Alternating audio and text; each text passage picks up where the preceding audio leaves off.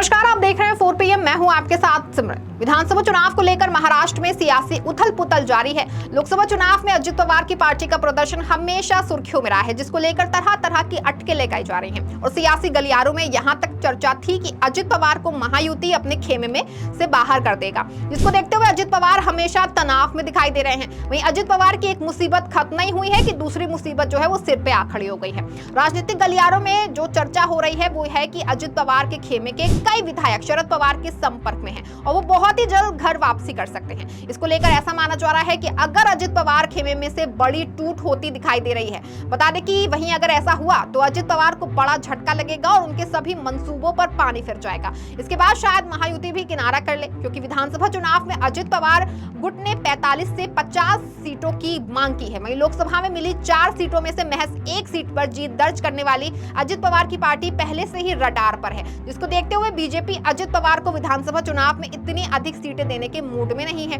आपको बता दें, महाराष्ट्र विधानसभा चुनाव में अजित पवार के लिए राह आसान नहीं है। वहीं अगर विधानसभा चुनाव में अजित पवार को करारी शिकस्त मिलती है तो बीजेपी अजित पवार से किनारा कर लेगी। बता दें कि एनसीपी अजित पवार गुट के विधायक अपने भविष्य को अंधकार में देखते हुए दूसरे दलों की तरफ अपना रुख कर रहे हैं, जो अजित पवार के लिए काफी दुखद है और आने वाले समय में इसका पूरा असर जो देखने को मिलेगा।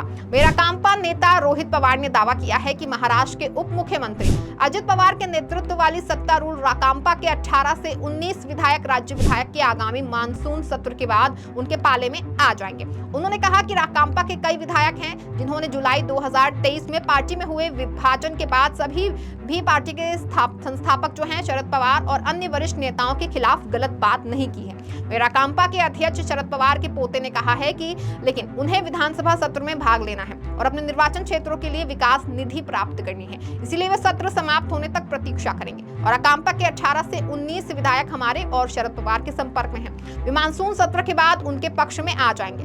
बता दें कि अविभाजित राकांपा ने 2019 के चुनावों में 54 विधानसभा सीटें जीती थी और जुलाई 2023 में अब पार्टी विभाजित हुई तो अजित पवार के नेतृत्व वाले गुट ने लगभग 40 विधायकों के समर्थन का दावा किया था। बता दें, साल 2023 के जुलाई महीने में जब एनसीपी के एक गुट को लेकर के अजित पवार अलग हो गए थे तो उन्हें 40 विधायकों का समर्थन प्राप्त था। बता दें, विधानमंडल का मानसून सत्र 27 जून से शुरू होगा और 12 जुलाई को समाप्त होगा। वहीं राज्य में अक्टूबर में होने वाले विधानसभा चुनावों से पहले ये आखिरी सत्र होगा, जिसको देखते हुए महाराष्ट्र की राजनीति में फिर एक बार भूकंप आने की आशंका जताई जा रही है, क्योंकि लोकसभा चुनाव के नतीजों के बाद अजित पवार की एनसीपी के कुछ लोगों के संपर्क में होने का दावा शरद पवार गुट ने किया था। उस पर आज शरद पवार ने अपनी चुप्पी तोड़ दी है। उन्होंने कहा कि जिन नेताओं से पार्टी की मदद होगी, पार्टी में काम करने वाले कार्यकर्ताओं का हौसला बढ़ेगा, ऐसे लोगों की वापसी का स्वागत करने में कोई भी समस्या नहीं है। लेकिन जिन जिन लोगों ने पार्टी में रहने के बाद, पार्टी से लाभ लेने के बाद पार्टी का नुकसान करने का कदम उठाया था, उन लोगों के बारे में पार्टी में नेताओं की राय ले ली जाएगी। वहीं शरद पवार की इस प्रतिक्रिया के बाद महाराष्ट्र में अजित पवार गुट में खलबली मच गई है। अजित पवार गुट के प्रवक्ता और विधायक अमोल मिटकरी ने इस बारे में खुलासा करते हुए कहा कि शरद पवार साहब, ये स्टेटमेंट खाली लोगों में है और हमारे कार्यकर्ताओं में भ्रम फैलाने के लिए किया गया है। इससे कोई तथ्य नहीं है। इस बात में हमारे विधायक मजबूती से हमारे साथ खड़े हैं, किसी के कहीं जाने की कोई संभावना नहीं है। बता दें कि लोकसभा चुनाव के नतीजों में शरद पवार को बड़ी कामयाबी मिली और 10 सीटों पर चुनाव लड़कर एनसीपी ने 8 सीटें जीती। वहीं दूसरी ओर अजित पवार ने 4 सीटों पर लोकसभा चुनाव में लड़ाई लड़ी थी, लेकिन सुनील तटकरे की रायगढ़ सीट छोड़कर कोई सफलता नहीं मिली। हालांकि अजित पवार की पत्नी सुनेत्रा पवार भी बारामती चुनाव क्षेत्र में अपनी ननंद सुप्रिया सुले से चुनाव हार गई, लेकिन अजित पवार ने उन्हें राजनीति में फिर से स्थापित करने के लिए राज्यसभा भेज दिया है। वहीं लोकसभा चुनाव के नतीजे देखे जाएं तो जनता इस बार राष्ट्रवादी कांग्रेस और बीजेपी की साझेदारी को पसंद नहीं किया है। दोनों पार्टियां एक दूसरे को वोट ट्रांसफर नहीं कर पाई। अजित पवार की पार्टी को कुल 3 से 3.5% वोट ही मिल सके थे और इसका जिक्र बीजेपी के अंदरूनी मीटिंग में भी हुआ है। वहीं अपने अपने विधानसभा चुनाव क्षेत्र में जो विधायक राष्ट्रवादी या फिर बीजेपी को लीड नहीं दे पाए, वो अपने राजनीतिक भविष्य को लेकर चिंतित हैं और उन्हें लगता है कि अगर हम विधानसभा चुनावों में भी अजित पवार के साथ रहे और बीजेपी के साथ चुनाव लड़े तो हमें जनता स्वीकार नहीं करेगी। दूसरी तरफ पार्टियां तोड़ने का आरोप, गद्दार जैसे नैरेटिव से हो रहा नुकसान भी रोक पाना उन्हें मुश्किल लग रहा है। जीएसटी की मार, किसान के उत्पाद के भाव को ना मिल पाना और मराठा ओबीसी के बीच चल रहा विवाद को देखते हुए मौजूदा मौजूदा सरकार मुश्किलों में है। इसीलिए अजित पवार के साथ जो अभी 40 विधायक हैं, उनमें से कुछ विधायक जो मराठवाड़ा और पश्चिम महाराष्ट्र में आते हैं, वो अलग फैसला ले सकते हैं। ऐसा दावा शरद पवार की पार्टी के नेता और विधायक रोहित पवार ने किया है। आपको बता दें, एनसीपी में टूट के बाद कई बड़े नेताओं ने शरद पवार पर निजी हमला बोल दिया था। इसकी राजनीतिक नीतियां, तत्व और धर्मनिरपेक्ष विचारधारा पर बड़े सवाल खड़े कर दिए थे। इसमें खुद उनके भतीजे अजित पवार, पार्टी के working president Praful Patel, party के महाराष्ट्र अध्यक्ष सुनील तटकरे, सीनियर नेता छगन भुजबल और अजित पवार के करीबी और बीजेपी से अच्छे ताल्लुक रखने वाले धनंजय मुंडे का भी नाम है।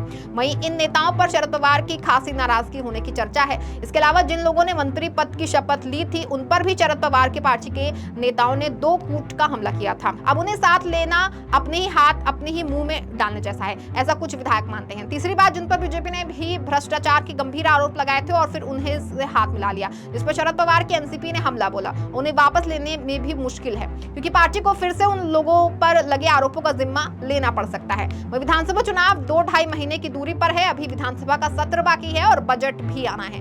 इन 2 महीनों में अपने चुनाव क्षेत्र में ज्यादा से ज्यादा विकास का बजट मंजूर करवाना विधायकों की प्राथमिकता है। अजित पवार खुद महाराष्ट्र के अर्थ मंत्री हैं और उनका फोकस इस बार विधानसभा चुनाव में अच्छा प्रदर्शन करना है। इसको देखते हुए अजित पवार अपने विधायकों के क्षेत्र के लिए अधिक से अधिक धन उपलब्ध कराएंगे, जिससे उनके विधायक जो हैं वो विधानसभा चुनाव के से पहले जनता को साधने के लिए विकास कर सके, जिससे कि आगामी जो है विधानसभा चुनाव में एनसीपी को अधिक सीटें मिल सके। लेकिन ऐसा तभी संभव होगा जब बीजेपी उनके मन मुताबिक सीटों को देना स्वीकार करेगी। बता दें, लोकसभा चुनाव के प्रदर्शन को देखते हुए एकनाथ शिंदे भी अजित पवार के खिलाफ और बीजेपी के इंटरनल सर्वे में भी इस बात का जिक्र किया है। वही लोकसभा चुनाव में करारी हार पाने के बाद से बीजेपी खुद फूक कर आगे बढ़ रही है और रणनीतियां कर रही है, जिसका कारण बीजेपी की ध्रुवीकरण की राजनीति है, जिसको चलते जो है बीजेपी को लोकसभा चुनाव में बहुमत तो दूर 272 सीटें पाने में लोहे के चने चबाने पड़ गए हैं। इसके बाद बैसाखी के सहारे सरकार तो बना ली है, लेकिन सरकार कितने दिनों तक चलती है इसका कोई अंदाजा नहीं लगाया जा सकता। इसके चलते बीजेपी अजित पवार को अधिक सीटें देने के मूड में नहीं है। फिलहाल विधायकों को अजित पवार की जरूरत है, लेकिन जैसे जैसे चुनाव नजदीक आएंगे और सीटों के बंटवारे की बातचीत शुरू हो जाएगी, वैसे वैसे लोगों को अपने साथ जोड़कर रखने के लिए मशक्कत करनी पड़ सकती है। फिलहाल अजित पवार के साथ राष्ट्रवादी के 40 विधायक हैं और 3 सांसद हैं, तो शरद पवार के साथ 13 विधायक हैं और 8 सांसद हैं। वहीं इन सभी अटकलों पर बहुत जल्द विराम लग जाएगा और महाराष्ट्र विधानसभा चुनाव में किसका डंका बजता है, ये तो आने वाले वक्त में पता चल जाएगा। इस खबर में फिलहाल बस इतना ही। ऐसी तमाम राजनीतिक खबरों के लिए बने रहें और देखते रहें 4PM। धन्यवाद।